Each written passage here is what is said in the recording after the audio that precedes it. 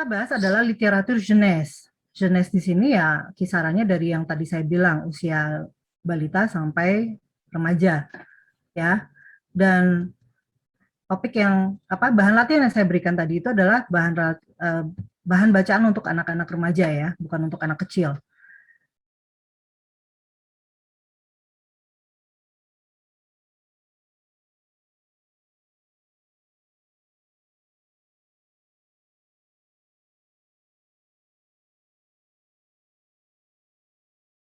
Kita butuh semua itu karena apa? Karena penerjemah itu bukan kamus hidup. Kita bukan ensiklopedi berjalan.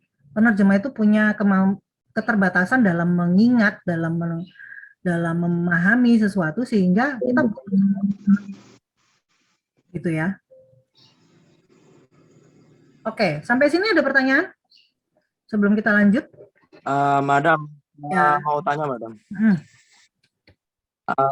Jadi gini, Madam, saya sudah sekarang nih udah semester 7. Nah, bentar lagi kan mau lulus. Nah, itu tuh saya tuh kepikiran mau ya itu cari-cari kerjaan ya tentang penerjemahan itu, Madam. Tapi saya bingung daftarnya tuh di mana sama linknya itu di mana aja gitu loh, Madam. Jadi tuh kayak abstrak gitu loh. Kerja penerjemahan tapi kok kayak maksudnya daftar yang saya daftarkan tuh nggak jelas di mana. Itu boleh bisa dikasih saran, Madam, solusi untuk itu. Terima kasih. Bagaimana memulainya ya? Maaf tadi dengan siapa? Yang Gufron tanya ke Jalal. siapa? Jalal ya? Saya lupa hidupin kamera. Oke. Baik. Jadi bagaimana memulai? Mohon. Oke, pertanyaan yang memang selalu ditanyakan oleh penerjemah baru, penerjemah pemula. Pertama, eh, kamu interestnya di mana? Misalnya apakah aku mau memulai dari penerjemahan buku? Kalau mau menerjemahin buku yang seperti apa? Mungkin sudah ada gambaran. Kalau benar-benar nggak ada gambaran, saya sarankan memang mulai dari menerjemahkan buku dulu sebenarnya. Kalau saya lebih mengarah ke ini, Madam, kayak penyuntingan penerjemahan seperti itu, Madam. Jadi misal ada buku, terus sudah saya menyunting gitu loh, Madam, kayak editor penyuntingan gitu, Madam. Jadi kayak membenarkan kalimat yang seharusnya ini konteksnya benar, tapi maksudnya belum sampai gitu. Oke. Oke, saya kasih tahu ya bahwa saya memulai karir penerjemahan saya itu dari menjadi seorang editor, penyunting di sebuah penerbit. Itu saya kerja pada saat saya masih ngerjain skripsi kayak kamu. Saya diterima bekerja di sebuah penerbit di Jogja waktu saya masih kuliah di Jogja ya. Bukan mungkin. Saya sarankan kamu untuk mengumpulkan, kamu pergi ke toko buku gitu ya, ngumpulin data toko, bukan toko, data penerbit. Biasanya kan ada tuh penerbit A, itu kan ada alamatnya, ada alamat emailnya. Itu kamu catat dan kamu kontak. Gitu. Kamu kontak, kamu kirimin email yang jelas, singkat, dan menunjukkan bahwa kamu memang punya kemampuan untuk melakukan apa yang kamu lakukan, gitu ya, editing, gitu. Siapa tahu memang penerbit itu akan membaca. Cuman memang kesulitannya untuk penerbit-penerbit besar, penerjemah baru itu suka nggak dianggap gitu. Jadi artinya bukan nggak dianggap karena memang mereka sombong, tapi bayangkan bahwa dalam satu hari itu sebuah penerbit bisa menerima ratusan lamaran, ya sehingga kemungkinan besar lamaran itu dibaca itu kecil sekali gitu. Nah, berarti harus ada orang dalam. siap ya. Orang dalam berarti, Madam. Kalau mau jujur iya. Jadi gini, pertama penerbit itu pasti sudah punya penerjemah andalan. Dan penerjemah itu biasanya itu sudah punya kemampuan untuk mengedit gitu ya. Artinya ketika mereka nanti misalnya butuh editor, mereka akan mencari tahu dari penerjemahnya dulu gitu. Ini ngomongnya editor loh ya, lebih lebih sempit lagi nih.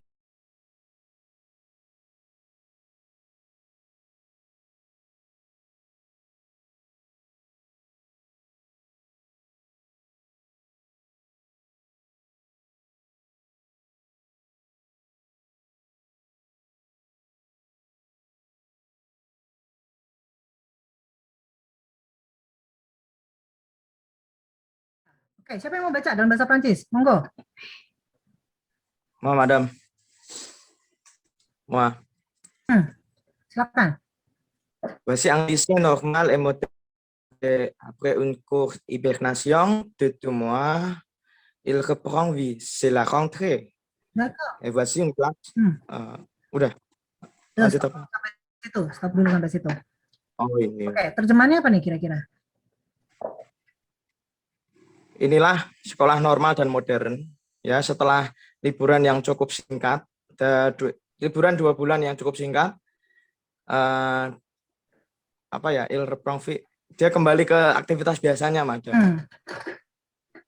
Oke, terus? Selantre, ya seperti biasa kembali sekolah. Ya. Rentrée. Kalian tahu nggak rentrée itu apa? Kembali ke sekolah. Masa kembali ke sekolah. Ya, jadi apa? Tahun ajaran baru kan? Iya. Nah, ada nggak yang nerjemahin ke tahun ajaran baru? Ada, madam. Ada kan? Ada Ada yang bilang sekolah sesudah liburan, geriatriks nih. Oke, kembali sekolah sesudah liburan. Nggak bisa diterjemahkan seperti ini karena rentrée itu hanya terjadi sekali setahun. Dan itu setelah libur panjang dari libur musim panas. Gitu ya, liburan kenaikan kelas itu kan biasanya. Gitu. Jadi rentrée itu adalah tahun ajaran baru ya. Terus lanjut, sorry. Harusnya saya tidak melakukan itu. Balik lagi ke sini ya. Masih ke gambar. Oke, ensuite lanjut deh. Tapi satu anak satu ini ya, satu kotak ya. Satu anak satu kotak. Coba siapa yang mau lanjut? Voici. Moi, madame. Moi, madame. Bentar. Silakan. Normal et moderne. Les élèves attendent les profs. Terjemahannya itu di kelas normal dan modern, para siswa sedang menunggu gurunya di kelas. Oke, merci Intan. Ini modern ya, bukan modern. Salut les amis. Je suis sûr qu'on va passer ensemble une année hyper fun. Enggak.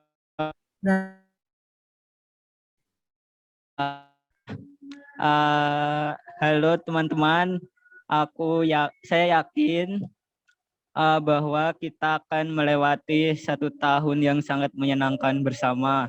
Mau mengunyah permen? Permen Ya, karet. itu Permen karet, madam. Permen karet. Iya. Ya, oke. Sympa. Salut les amis. Jadi bilangnya salut, bukan salut ya. Salut les amis. Je suis sûr qu'on va passer ensemble une année hyper fun. Hyper, karena orang Prancis hanya itu suka hilang. Jadi hyper fun. Atau hyper fun. Kadang-kadang orang Prancis bilangnya begitu, hyper fun. Chewing gum gitu. Oke, jadi ini tipe guru yang gaul gitu ya. Jadi kita bisa terjemahkan senpai itu dengan gaul gitu, atau sok gaul gitu. Ensuite, kita selesaikan dulu satu halaman ini. Siapa yang mau coba? Moi, madame. Silakan. Inquiétant. Bonjour, asseyez-vous, pas un bruit, pas un souffle. Sinon, boum. Sinon, boom. Gitu. Nah, inquiétant itu apa? Coba silakan terjemahin. Serius, kayak serius, madam. Serius, oke. Terus? Selamat pagi, silakan duduk. Jangan berisik dan jangan bernafas. Kalau tidak, apa? Kalau tidak, kalau tidak, tahu akibatnya. kayaknya cocok ini kamu dubbing untuk tokoh yang ini. Suaranya pas ini. Ekspresinya juga pas. Keren kamu. Oke. Tapi yang Kietong tadi kurang pas ya terjemahannya. Mungkin ada yang bisa bantu? Bukan sih, madam. Menakutkan, madam. Killer, madam. Killer. Kopat.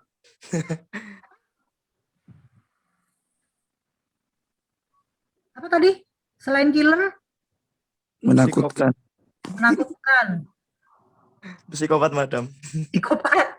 Ini lebih pas sebenarnya, psikopat ini lebih pas karena memang kalau lihat mukanya itu dia bukan guru yang killer, mukanya itu muka jahil banget. Misterius. Bukan misterius. Ini gurunya ini guru yang jahil gitu.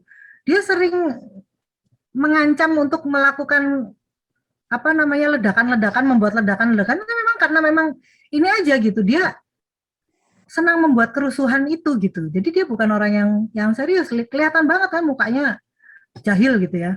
Jadi Angki Etong itu tindak tanduknya itu menggelisahkan gitu. Gitu, suka bikin cemas gitu. Ya. Oh. Buat saya selesai sampai di sini bahasannya. Il y a des mots qui me gênent, des centaines de mots, des milliers de rengaines qui sont jamais les mêmes.